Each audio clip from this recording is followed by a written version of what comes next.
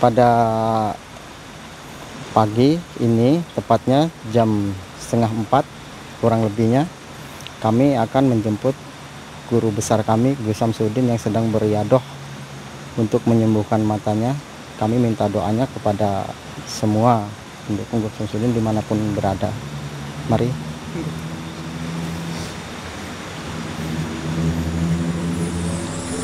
Insyaallah, Kang. Jadi ya kan Jalan licin seperti ini.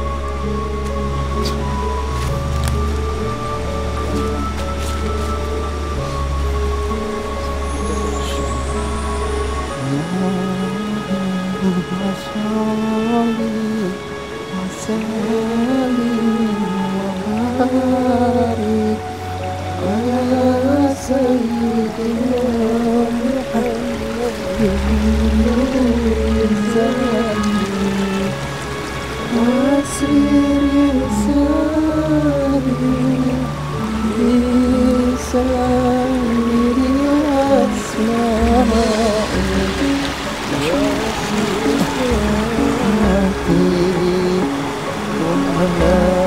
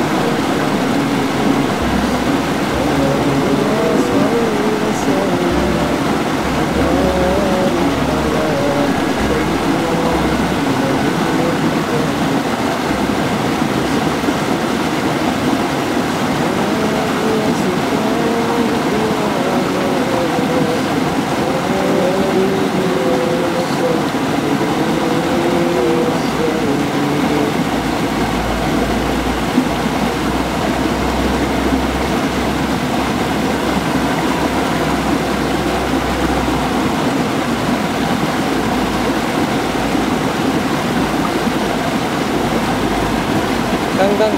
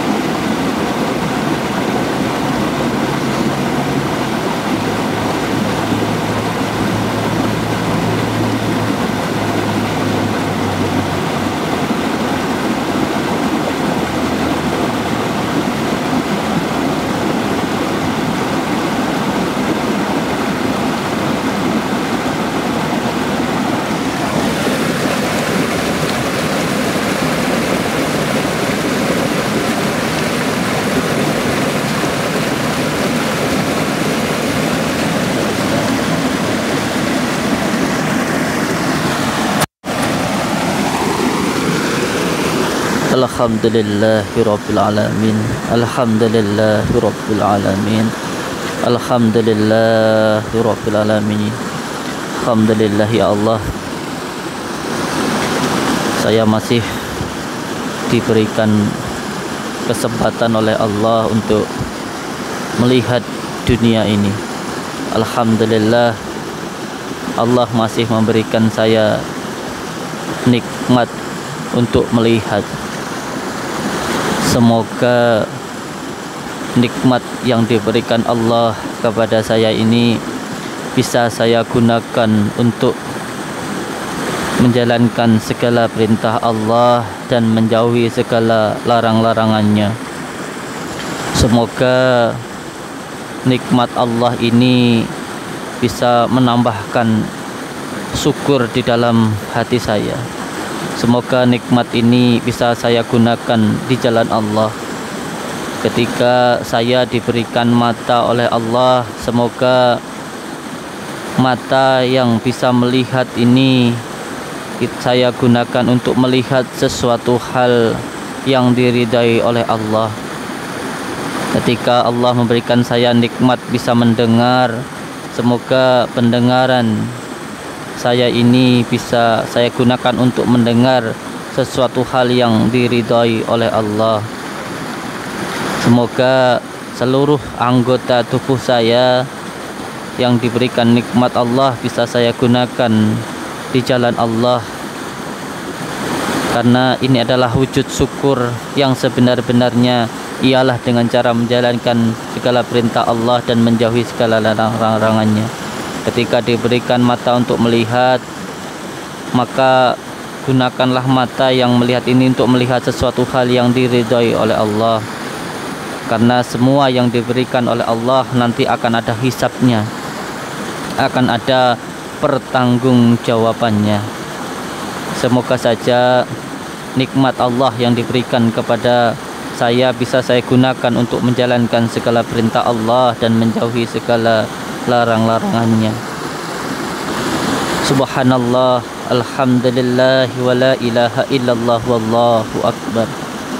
Sungguh di dunia ini tidak akan ada sama sekali manfaatnya, sama sekali tidak akan ada gunanya apabila satu saja nikmat Allah yang diberikan kepada kita lalu dicabut oleh Allah. Contoh yang pertama yang seperti saya rasakan ketika sama sekali tidak bisa melihat, maka semuanya tidak akan ada artinya. Itu baru satu nikmat Allah yang ditarik sementara waktu. Bagaimana jika semuanya ditarik? Tetapi selama ini saya lebih banyak lupanya daripada ingatnya kepada Allah. Padahal begitu banyak sekali nikmat-nikmat Allah yang diberikan kepada saya. Nikmat bisa melihat, nikmat bisa berjalan, nikmat bisa mendengar, dan lain sebagainya. Baru saja satu hari nikmat Allah ini dihilangkan dari saya. Rasanya sangat-sangat luar biasa sekali sedihnya, sangat luar biasa sekali susahnya. Itu baru hanya satu hari tidak bisa melihat. Bagaimana jika seterusnya tidak bisa melihat? Allahu Akbar. Astaghfirullahaladzim. Astaghfirullahaladzim. Astaghfirullahaladzim. Oleh sebab itu, di dunia ini apa yang mau saya sombongkan? Apa yang mau kita sombongkan? Ketika satu saja nikmat Allah yang diberikan kepada kita, lalu nikmat itu dicabut, maka semuanya tidak akan ada gunanya. Semua yang kita punya tidak akan ada gunanya. Apalagi kita mau menyombongkan ibadah kita. Ibadah kita jika dibandingkan dengan satu saja nikmat Allah yang diberikan kepada kita, satu saja nikmat melihat, atau satu saja nikmat nafas, atau satu saja nikmat bisa berjalan, berdiri, itu dicabut oleh Allah, maka semuanya tidak akan sebanding dengan yang Allah berikan kepada kita. Oleh sebab itu, saya mengingatkan untuk diri saya sendiri dan untuk semua saudara-saudaraku, mari kita bersyukur kepada Allah dengan sebenar-benarnya syukur, bukan hanya mengucapkan alhamdulillah, tetapi dengan cara menjalankan segala perintah Allah dan menjauhi segala larang-larangannya. Karena semua yang diperintah Allah sejatinya adalah untuk kebaikan diri kita sendiri, bukan untuk Allah. Allah sama sekali tidak butuh kita, kita yang butuh Allah. Oleh sebab itu, ketika kita menjalankan perintah Allah, sejatinya itu untuk kebaikan diri kita sendiri. Dan ketika Allah melarang kita untuk melakukan sesuatu hal yang dilarang oleh Allah, sejatinya itu pun juga untuk kebaikan diri kita sendiri. Karena semua yang dilarang Allah, sejatinya itu semuanya memang yang tidak terbaik untuk diri kita, merusak diri kita. Contoh, ketika Allah melarang kita untuk meminum minuman keras, sejatinya ketika semua orang minum, itu semua tidak ada pengaruhnya untuk Allah. Allah tetap Allah. Tetapi ketika kita meminum minuman keras, maka itu akan merusak diri kita sendiri. Otak yang sehat dibuat sakit, badan yang sehat dibuat sakit, maka yang rugi adalah diri kita sendiri. Ketika kita dilarang oleh Allah untuk melakukan zina, lalu kita melakukan zina, sejatinya zina itu akan merugikan diri kita sendiri, bukan Allah. Karena ketika seseorang melakukan zina, maka bisa terkena penyakit dan juga bisa jatuh martabatnya sejatuh-jatuhnya seperti binatang. Ketika Allah melarang kita untuk mengkonsumsi obat-obatan terlarang, sejatinya itu untuk kebaikan diri kita sendiri, bukan untuk Allah. Karena ketika kita mengkonsumsi obat-obatan terlarang, itu nanti akan merugikan diri kita sendiri, merusak diri kita sendiri, bukan untuk Allah. Karena setiap makhluk apabila menjalankan perintah Allah, seumpama seluruh makhluk sholat, itu tidak menambah keagungan Allah, karena Allah sudah Maha Agung. Dan ketika semua makhluk tidak ada yang menyembah Allah, tidak sama sekali mengurangi keagungan Allah, karena Allah sudah Maha Agung. Apa yang diperintah Allah sejatinya adalah untuk kebaikan diri kita sendiri. Sama seperti yang diperintahkan oleh orang tua kita. Apa yang orang tua inginkan adalah yang terbaik untuk diri kita. Maka sejatinya ketika kita menuruti perintah dari orang tua untuk belajar dengan baik, untuk jangan nakal, sejatinya adalah untuk kebaikan diri kita sendiri, bukan untuk Allah. Kenapa Allah harus melarang dan Allah harus memerintah? Karena Allah mempunyai sifat rahman, kasih sayang kepada hambanya.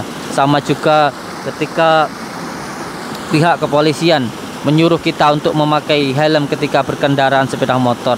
Sejatinya ketika kita naik motor memakai helm atau tidak memakai helm, itu sama sekali tidak ada ruginya untuk pemerintah, untuk kepolisian. Tetapi ketika kita memakai helm, lalu ketika kita jatuh maka kepala kita insya Allah tidak akan pecah. Nah, inilah kenapa harus pemerintah dan melarang pihak polisi, karena mempunyai rasa kasih sayang terhadap masyarakat. Itu semuanya untuk kebaikan diri kita sendiri. Oleh sebab itu, untuk semua saudara-saudaraku dimanapun berada, saya hanya mampu berpesan untuk diri saya sendiri dan untuk saudaraku semuanya. Mari kita bersyukur kepada Allah dengan cara menjalankan segala perintah Allah dan menjauhi segala larang-larangannya. Jalankan sholat, amalkan sholawat dan berbakti kepada orang tua. Satu hal lagi yang juga sangat penting, jaga persatuan dan kesatuan kita. Cintai negara kita. Cinta kepada negara adalah sebagian daripada iman. Jangan mudah diadu domba, karena di akhir zaman seperti ini banyak orang yang pintar tetapi tidak benar. Oleh sebab itu, jaga persatuan dan kesatuan kita. Jangan mudah dihasut, dipenuhi dengan kebencian. Cintai negara. Semoga dengan mencintai negara kita tidak mudah untuk diadu domba, karena di akhir zaman ini yang menjadi fitnah dajjal ialah adu domba kebencian, peperangan di antara negara-negara. Pada akhirnya negara Islam akan hancur, dan ketika hancur itulah dajjal akan muncul. Oleh sebab itu, jaga persatuan dan kesatuan kita. Saya terima kasih kepada saudara-saudaraku semuanya yang telah mendoakan saya. Mohon maaf apabila ada kata-kata yang mungkin tidak berkenan ataupun tingkah laku yang tidak berkenan di hati panjenengan semuanya. Saya mohon maaf yang sebesar-besarnya. Jadikan apa yang kita lihat ini adalah pelajaran guru. Ambil yang baik dan buang yang buruk. Semoga tontonan ini bisa sedikit memberikan tuntunan. Kalau ada yang buruk segera dihilangkan. Seperti ayam, ketika ada yang keluar telur maka bisa digunakan. Kalau keluar kotoran silahkan dibuang. Tapi kotoran juga bisa menumbuhkan tanaman, menyuburkan tanaman, dan bisa untuk kita makan. Yang terpenting jangan terlalu benci dan jangan terlalu suka. Saya ucapkan terima kasih. Wabillahi taufik wal hidayah. Wassalamualaikum warahmatullahi wabarakatuh.